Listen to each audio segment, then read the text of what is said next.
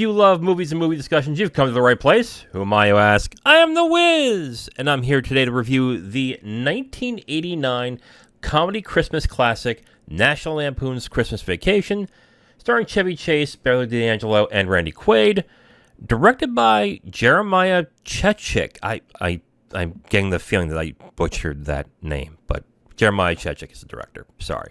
Let's get into the plot. Basically, the Griswold clan, led by the patriarch Clark and his wife Ellen, basically they have Christmas vacation at their home. They invite their families, their grandmothers and grandfathers, dads and whatever, to Christmas vacation for, I think the time frame is 2 weeks. And from there, hilarity ensues. Really, it's really a very bare bones plot, but it's like an hour and 30 minutes, so it's not like the plot's entirely necessary in this. This basically is a movie where the plot really doesn't matter. It's more along the lines of, okay, let's get this joke here, this joke there, this joke here, this joke there. That's basically the movie, essentially. So let me get to my 3 points on National Lampoon's Christmas Vacation. We'll start with the comedy revolves around Chevy Chase. I'm saying this because all the comedy, everything, with maybe the exception of when Randy Quaid comes on screen, all the comedy is based around Clark and what he does wrong, and Chevy Chase's reaction. I say this because as I was watching the film,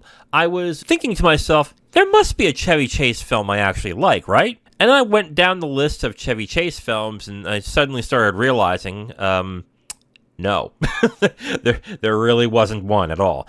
I don't count like Caddyshack. Movies where he's like a supporting character, I don't count those.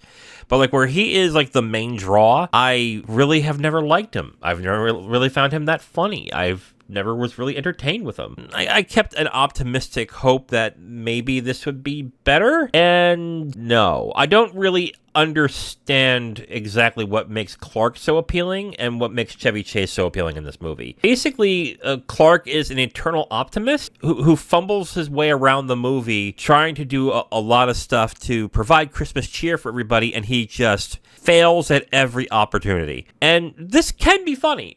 There are films that do this and are funny. There's shows that do this and they are very funny. I think a great example is Arrested Development, with the exception of one character. Everyone in that show is a fuck-up, and it's hilarious. But in this movie, I think they want you to bad for Clark, and on top of that, find him hilarious as he's fucking up.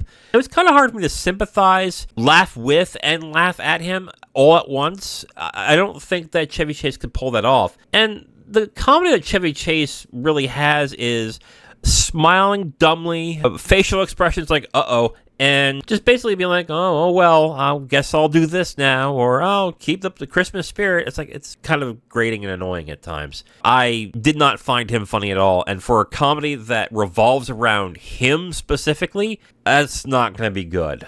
You can just imagine on that one. Second point, I mentioned this in the first point, but I'll go into more detail. The second point is everything goes wrong comedy with obvious results. I'm going to mention Arrested Development. I know it's not a movie, it's a TV show. I'm going to mention it here because almost all the characters in that show are complete fuck-ups, but they end up doing hilarious things because it's not incredibly obvious what happens, or maybe even if it is obvious what's bound to happen. There's a twist to it that makes it kind of ingenious and funny. In this movie, like, you get the formula real quick. Clark tries something, it fails. Clark tries something again, it fails. The problem is that comedy expects you to laugh at what happened specifically. I already knew what was going to happen as the film went on and on and on. Again, this is the first time I've seen this film, and maybe overhearing it from people like, oh, remember this scene and remember that scene, like maybe that's the reason why none of it surprised me at all. But on top of that, with it not surprising me, I didn't find it all that funny. I was like, yeah, he's going to fuck up this one. Oh, let me guess. The lights aren't going to go on? Yep. Oh, let me guess. He's going to fall off the... Yep. Oh, and let me guess. Yep. And that was it. That was basically the entire film. Yeah, at no point was I surprised at what was going on. But even then, what was going on wasn't really that funny. It was just like, oh, okay, yeah, sure. Like every punchline, basically, Clark fucks up. When you're waiting for him to finally fuck up, it's usually the obvious thing that happens. And after a while, it's kind of like, yeah, okay, I get it. Like, there are movies that do this on, like, standard Christmas movies or standard comedies, but it's just one element of the movie. This is the major element of the movie where the comedy is, that Clark fucks up something. That's it. That's the joke. Oh, what's the funniest part? How about when Clark fucks up? Which part? All of it. Like, it's just like, okay, yeah, fine. Like, I'll say this, though. Towards the end of the film, I started laughing at some of the jokes, but really wasn't enough after going through that entire movie. And my third point, the film is worried more about punchline than setup. One of my biggest issues with this movie is that it just seems like the writers had a great joke. Oh, wouldn't it be funny if this happens? And yeah, and you can think in your head, oh, that's funny. But you need to set up the joke so the punchline can work. And along with the results being obvious, the setup just isn't really thought out very well. I think a key example I have in there is when Clark gets stuck in the attic. Like, again, another obvious thing that happens. He's in the attic. Someone's bound to put the stairs up. Oh, look at that. It happens. Okay, great. What basically happens in this scene is that he punches a hole or he kicks a hole into the attic, which at that point to me would be like, well, now that you made a hole, you can get out of there. Which he doesn't, which I'm like, okay, I guess there's another joke happening. And basically at the end, he starts watching old movies. So he watches that, then his family comes home, and his wife opens up the attic, and he falls off. Oh, he was sitting on the stairs the entire time. My question is, why is he sitting on the stairs? Why? What kind of setup could there have been for him to have to sit on the stairs? And the answer is, there is really no reason for it. It's just like, wouldn't it be funny if he just fell off the stairs? I'm like, and that is a lot of the jokes in this movie. Okay, wouldn't it be funny if? And then, okay, so how do we get there? Who the fuck cares? The first joke in the film is when he goes to get the tree and he doesn't have a saw. Why doesn't he have a saw? I don't know. He just doesn't. Like, okay. Yeah, to me, it was just like there was a bunch of uncreative setups for a bunch of punchlines. And the punchlines could have worked, but without the setup, it just doesn't fit very well. So I think, honestly, one of the biggest problems with this movie, aside from, like, if you don't like Chevy Chase, is that the punchlines had no setup to them, or the setup was just very basic. And a lot of it was just like, well, then it makes no sense why you're doing that. Oh, the only reason you're doing that is because you're setting up a gag. Which I'm like, okay, well, that's kind of lame. So that was a big issue I had with this movie. So who do I recommend this for? I recommend this film if you like the National Lampoon's brand of movies. I'm talking like Animal House, Van Wilder, those type of movies specifically. There's a bunch of made-for-DVD videos that I know that have National Lampoon's branding. Yeah, I didn't really like Animal House that much either, to be completely honest. But if you like Animal House and you like all the other National Lampoon movies, you probably have already seen it, so you probably like this movie. So who am I to tell you? And I would also recommend this for people who like Chevy Chase.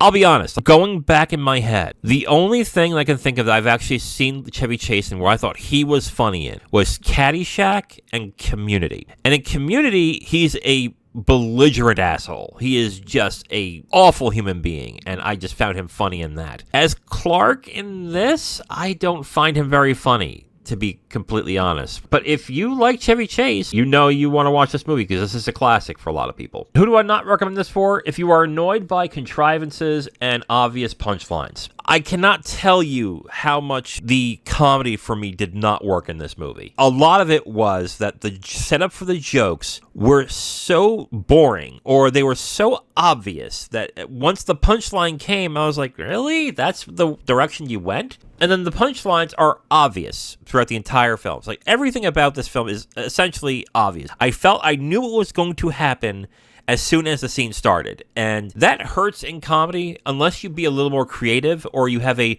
different type of comedy involved in it. Like, there is such a thing as comedy that is very obvious and very broad, but still works because of how it's executed. And I don't think it was executed very well in this. And I don't even think the punchlines and jokes were very good. Well, if it isn't obvious, overall, I do not recommend A National Lampoon's Christmas Vacation.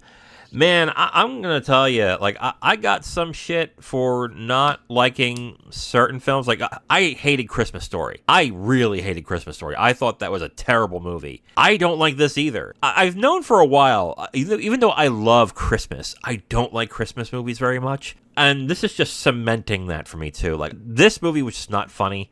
And I think a lot of it relies on nostalgia to actually get into it. And I just couldn't get into it because the way that they set up the jokes and everything just felt very artificial. And it really felt like the only reason the setup was there because someone had a good joke and a good punchline, but they just didn't cross from A to B to get there very well. So overall, I do not recommend National Lampoon's Christmas Vacation.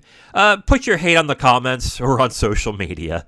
You probably will if you're a huge fan, which it seems like everyone else is. So, yeah. Sorry. Now, if you want my full review on this movie, you can go to my website at IamTheWiz.com. You'll have my full written review right on the site, along with a link to the video that has this review that you've just listened to. Okay, so for next time, Thursday, I'm going to be reviewing White Christmas, directed by Michael Curtiz. I am looking forward to that. And then Saturday, me and Kim are going to be reviewing Home Alone, directed by Chris Columbus. I think we all know what that movie is. Tuesday, so the next week is going to be New Year's week. There really isn't a lot of New Year's movies. I think last year for New Year's, I reviewed The Apartment. Really good movie, by the way. So if you haven't seen it, check that out. But Tuesday, it's going to be a grab bag week. I'm just going to take a bunch of films that I have wanted to see, or I said I would see, and just going to go ahead and watch it. Okay, so for next week, I'm going to do a bit of a grab bag week. So basically, I'm just going to watch movies that I either have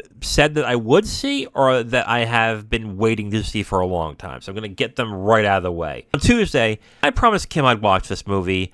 It's the 94 version of Little Women, directed by Gillian Armstrong. She swears by this version. She thinks it's a lot better than the Greta Gerwig version, which I would love to see that, see how that turns out. We will see if that turns out.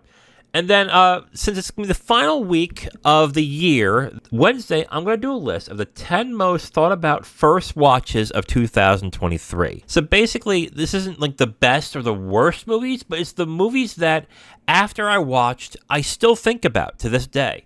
So we'll talk about that on Wednesday. So until then, I am The Wiz, and I'll talk to you next time. Bye.